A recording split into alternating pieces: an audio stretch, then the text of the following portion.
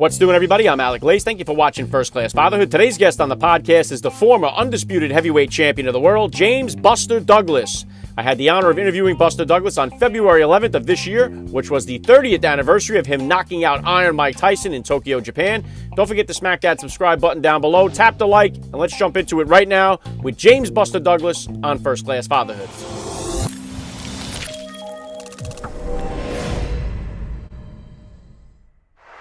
Joining me now, First Class Father, James "Buster" Douglas. Welcome to First Class Fatherhood. Thank you. Thanks for having me. All right, let's start right here. How many kids do you have, and how old are they? I got 3 sons, 40,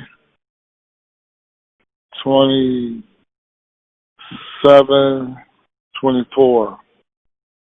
Yeah, very cool. Hey, James, if you could, just take 1 minute here, please, to hit my listeners with a little bit about your background. Well, grew up in Columbus, Ohio. Home of the Buckeyes, Ohio State Buckeyes, big fan. Started my boxing career as a 10-year-old in the Columbus Recreation and Park Center at Blackburn. My father's boxing instructor over there.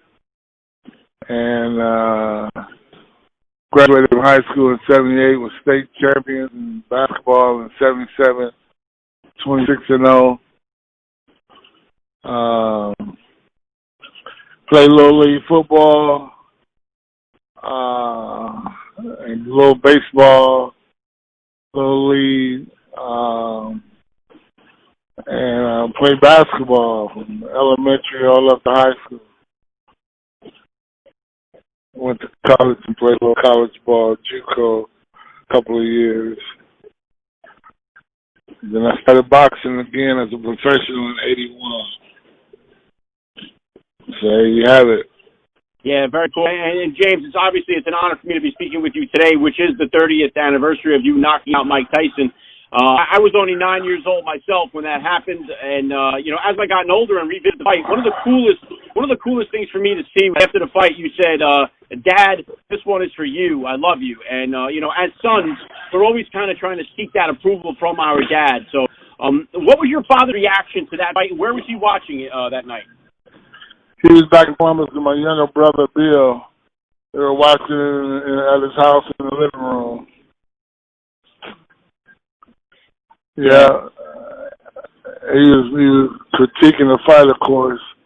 And then when I got dropped in the 8th round, he told my brother that I was admiring my work. I got caught admiring my work, and I basically was doing it. So everybody was giving me accolades when I came home. When I came to the house, he was like, the first thing he said, "Yeah, you admire your work in the 8th round." Yeah, so cool. And James, I know obviously you've had a tremendous boxing career, the whole bit. How did becoming a father kind of change your perspective on life? Wow, I tell you, man, I was in the room when I first watching the delivery of my son, and that was something, man. It had a big effect on me, like, wow, and then holding him in my hands, I felt like the Lion King. Yeah, very cool. Awesome experience. Yeah, and you know what? Obviously, it takes a great deal of discipline to be a fighter. What type of disciplinarian were you as a dad, and was it different than the disciplines that you grew up with? Yeah, I was pretty good looking at my dad, laid back. Let the mother, my wife, she kind of had a big part in raising them as well. I was just there as a figure. Once they started walking and was able to hang out with me, they travel with me, and we had a good time. I enjoyed them. I didn't really spoil them, but we had a good time. Yeah, very cool. And I know, it's considered one of the biggest upsets in sports history, but for you, it wasn't really such a big upset because you did put in the work and you were ready to fight. And I know that the passing of your mother fueled you for the fight.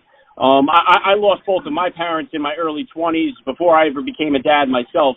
What are some of the values that you learned from your mom that you look to instill into your kids?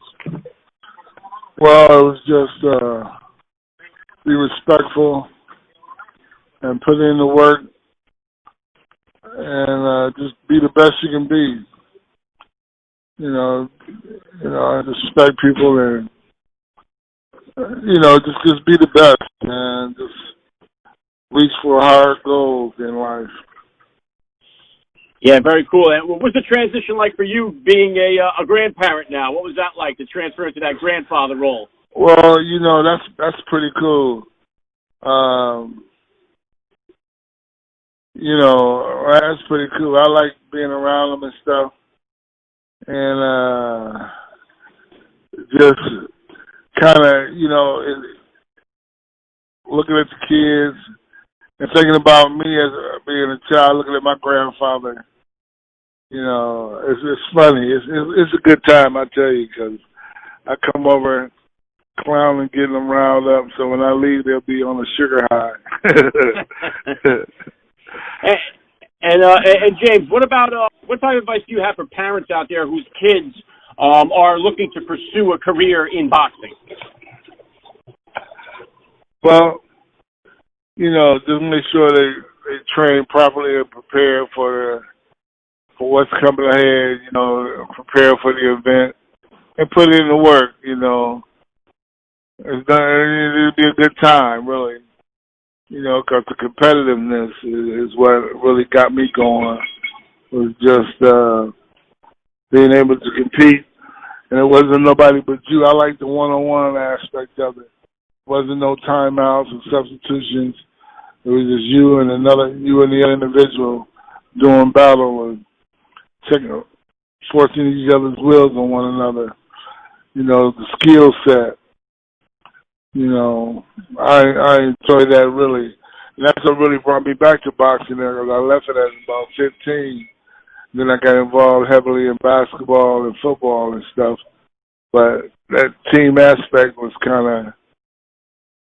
I was taken aback by, because a lot of the guys wouldn't be as focused or do what they should be doing to prepare for a game. And that kind of drew me back to boxing, because it's like basically an individual sport, Yeah, very cool. And obviously your father was one, but what were some of the other fighters that you looked up to as a kid when you were first starting out? Well, I liked Muhammad Ali. That was the main one. And I liked the way he boxed and stuff and worked behind his jab. Then I had several other fighters too, like Jose Napoli's,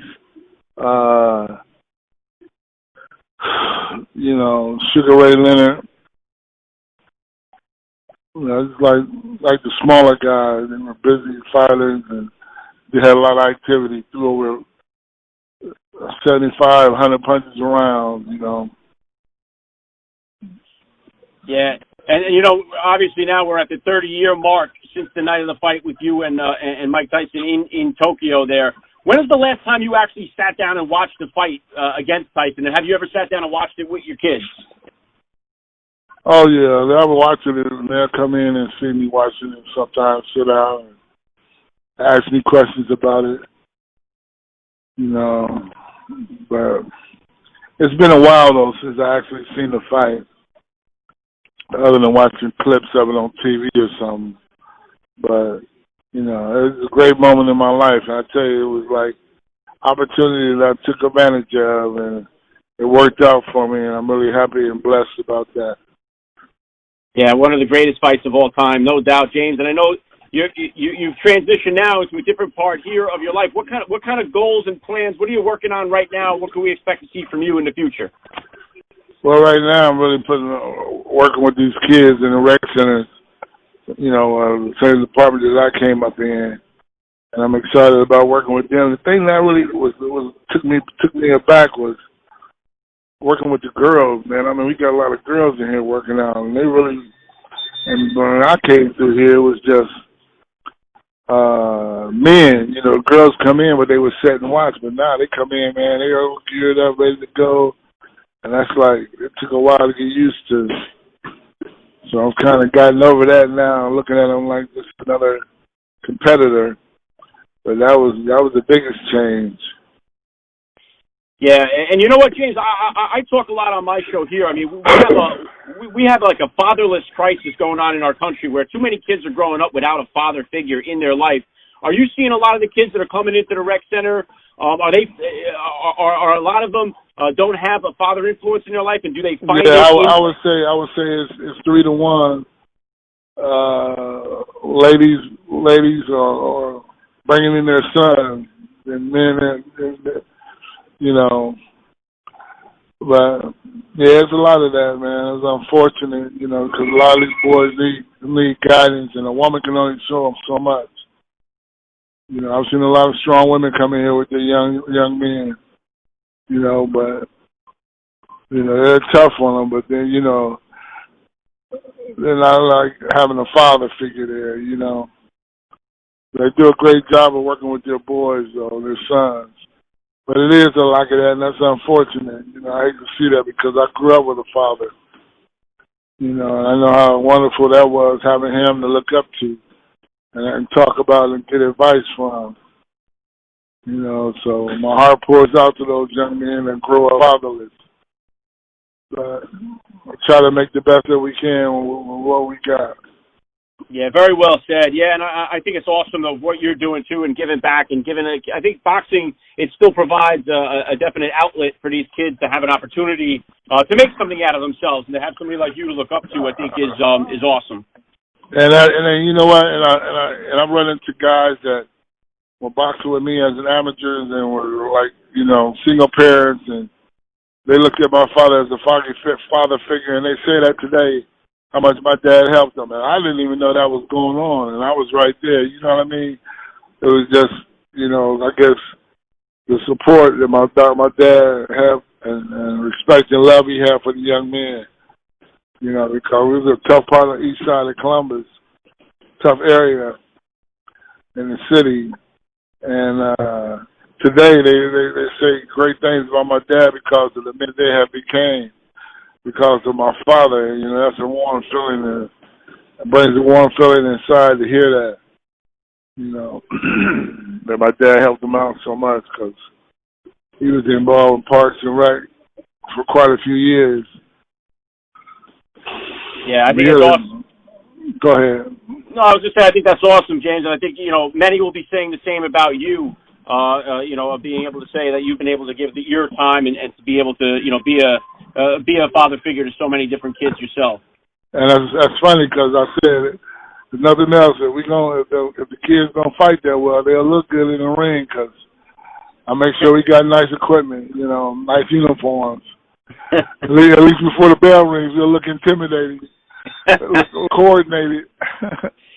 Well, yeah. Last thing I want to hit you with here, James, I love to ask all the dads that I get on my podcast here, what type of advice do you have for the new father or for that about-to-be dad who's out there listening? Well, it's all about your babies, you know. You got to remember that no matter what happens with you and your spouse or your girlfriends, it's all about the kids, man. And no matter if you're out with the young lady, you still want to make sure that you take care of that baby. Be there for that baby, have that baby feel like, yeah, somebody behind him all the time, supporting him and backing him 100%. It's all about support, man. You never know where it's going to take that young man or young lady. Yeah, very well said. I love the message. This has been an honor for me. I got to say, James Buster Douglas, you are a first-class father all the way, and thank you so much for giving me a few minutes of your time on First Class Fatherhood. No problem. Thanks for having me. You guys have a great day, man. All the best.